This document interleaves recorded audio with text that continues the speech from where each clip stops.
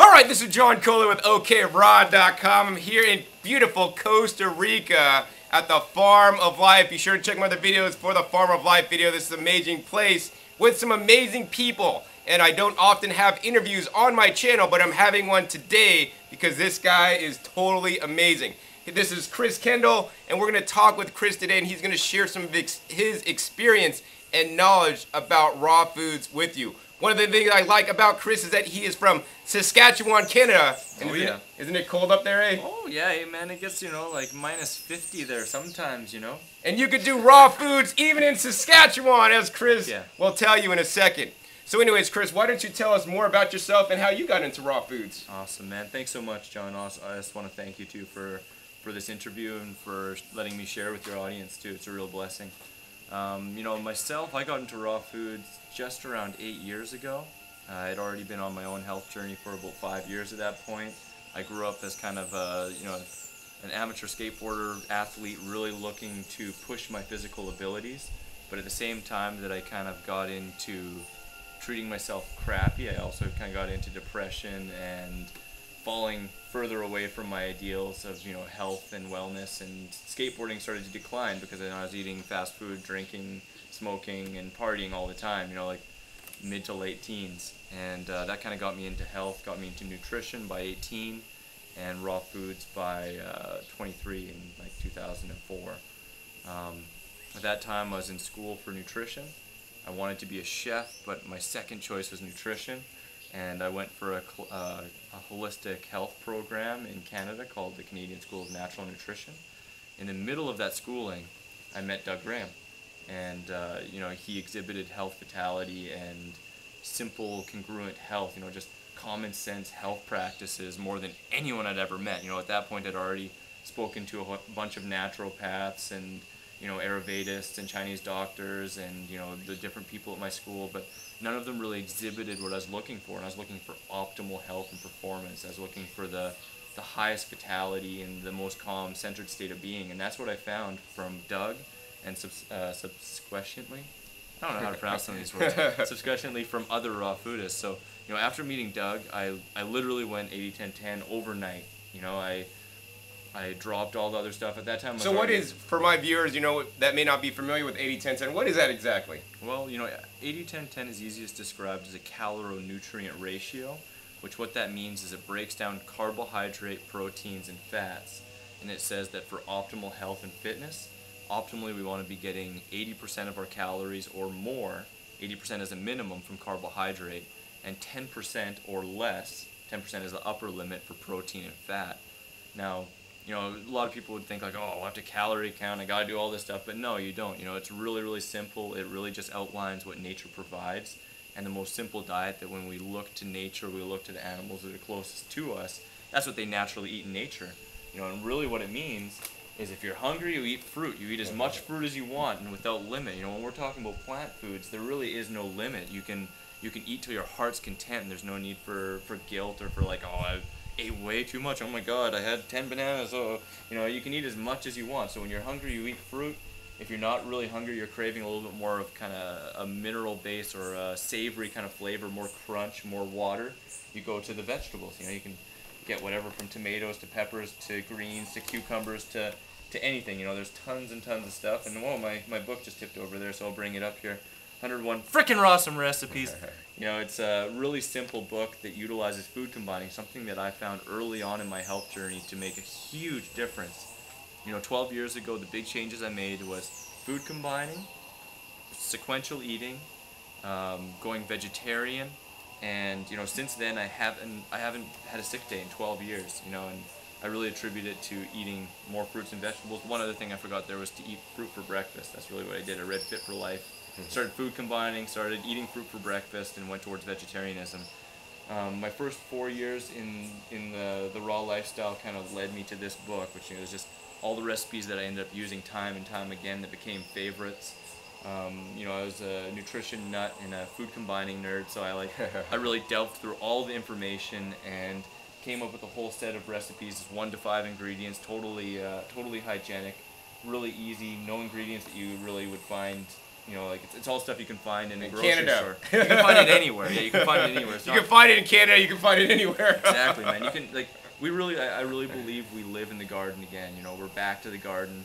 No matter where you are in the world, we're exposed to and able to get a wide range of fruits and vegetables, more than you could ever need for variety and nutrient density. So there's really no excuse. It's just preference, and my preference has always been to operate fully at my highest levels and to grow in learning, to give myself as much love through thought, word, and action. And to me, eating fruits and vegetables is love in action towards self. Really respecting yourself, respecting your temple, and giving yourself the best chance to shine.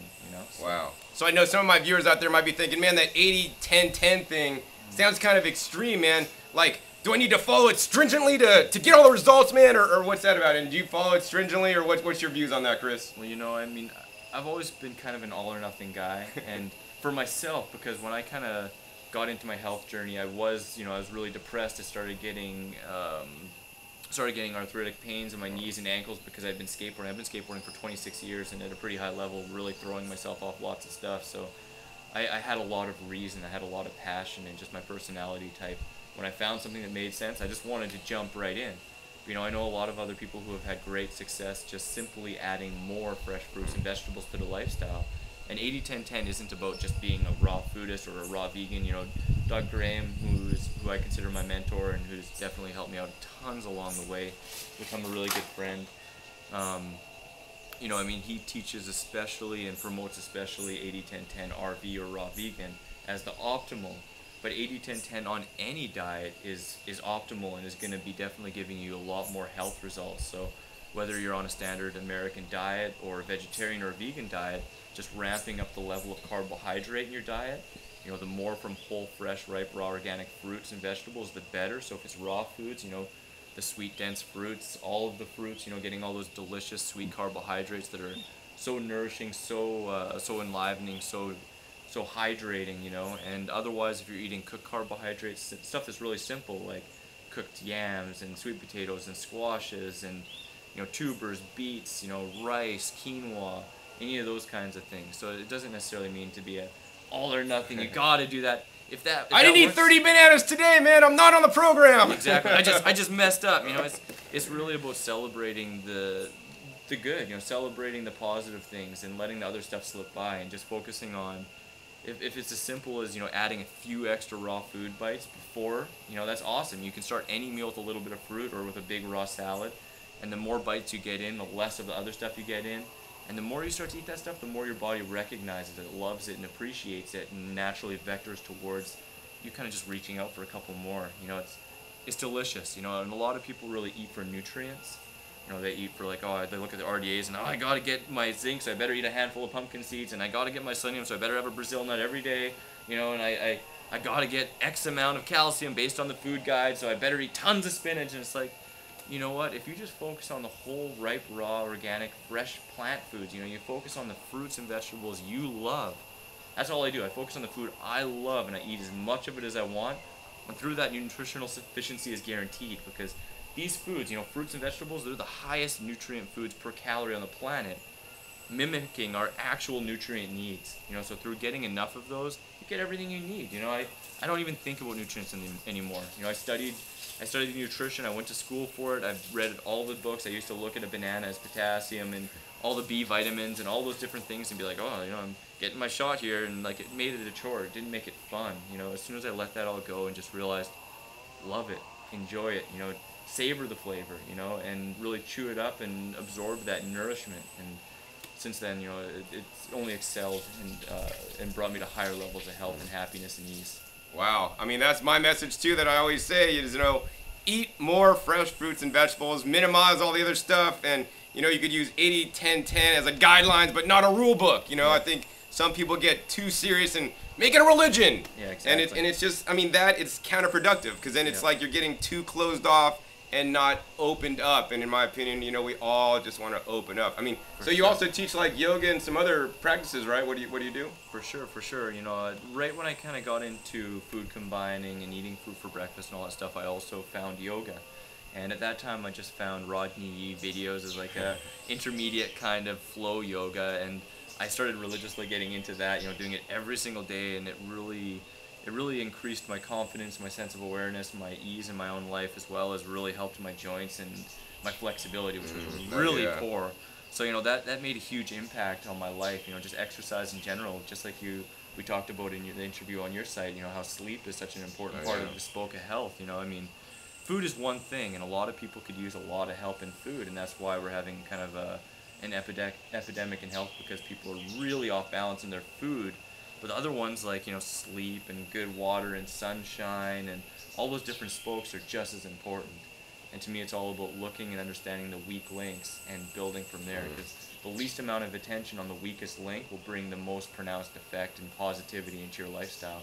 So I found, you know, in my past that sleep, loving action through giving myself nourishing foods, as well as exercise in a rounded way, because, you know, some people just think running is the ultimate exercise. I'm just gonna run my heart's content, and I'm gonna be the fittest guy around. Well, or lifting heavy weights all day. Look, I'm so pumped. You know, all of those things are great. All those things are important. But, you know, a well-rounded fitness routine that includes strength, includes endurance, includes balance, includes, you know, micro-perception. I can't remember. It's, you know, like that, like the juggling, all those different kinds of things. All those things have a place in a well-rounded fitness routine, and they can bring you different qualities of health and physical awareness that really just up your whole game. You know, so yoga to me is one exercise that can, depending on what kind of yoga you're doing, bring in almost all elements of health. You know, it's not to me the cure-all for exercise. I do everything. You know, yoga is one of my favorites, and you know, I got into kind of hatha and flow and power yoga. I love athletes power yoga. I offer a class called Raw Power Yoga. And the other one that I'm really passionate about is Kundalini. 7 years ago, I got into Kundalini, which is considered the king of all yogas. It's really a spinal-based movement that is really a core-based awakening, and its entire purpose really is to rise up one's energy or Kundalini energy for the sake of enlightenment or just spiritual liberation. And it's a pretty powerful practice that I've also adopted into my own brand of yoga called Kendallini, which takes a little bit of the chanting, a little bit of the seriousness out of it, and makes it a little bit more fun, lighthearted, brings elements of flow yoga, athletes yoga, the Tibetan rites, and just being a jackass. Oh, you got a DVD yet, man? Kendallini yoga? I will have a DVD. I'm teaching it at the Woodstock Fruit Festival. If you don't know about the Woodstock Fruit Festival, it's pretty cool. I'm going to be teaching yoga. I'm also the head chef at the Woodstock Fruit Festival here at Finca de Vida. That's what I do a lot of the time. 3 months out of the year, I come here, I chef, I teach yoga, I do lifestyle consulting, help in any way I can, sweeping, just enjoying the space. You know, it's a beautiful, beautiful place.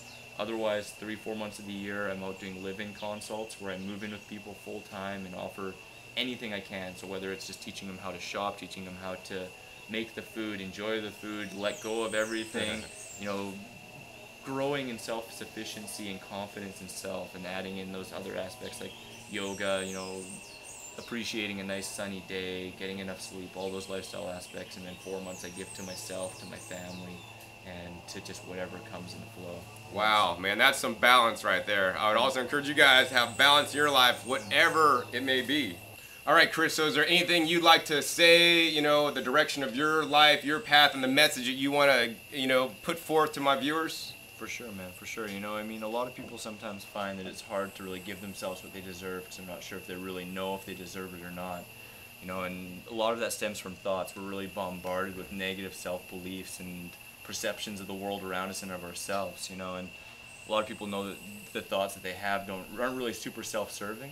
And what I've really found to be beneficial in my life is to kind of bypass the thoughts and go into action. You know, I was talking about loving action. You know, I was in a place where I really didn't love myself anymore, and how I really feel I kind of transcended that and came to a place where I really can honestly say I love myself, and through that I am more able and capable to show love and give love to other people, was through loving action and loving service. So whether it was, you know, treating myself like the temple I know I am, and giving myself the best foods I possibly can, as much as I possibly can, you know, nourishing myself from the inside out with fresh fruits and vegetables, gifts from Mother Nature. To me, it is love made, you know, made material from God. You know, it's gifts from Him to us to nourish ourselves. So through loving action towards ourselves, and then just speaking love to others, and loving words of yourself to others and yourself, you know, that to me has the most pronounced effect in transforming that kind of negative self-chatter, just stepping away from it and coming back into action. And you know, through that, just growing in that kind of self-love, because you know, food is one huge thing, but loving yourself is just as important or more so. It's probably the biggest spoke on the wheel, you know. So what's one tip that you could share with my viewers so that they could help to love themselves today?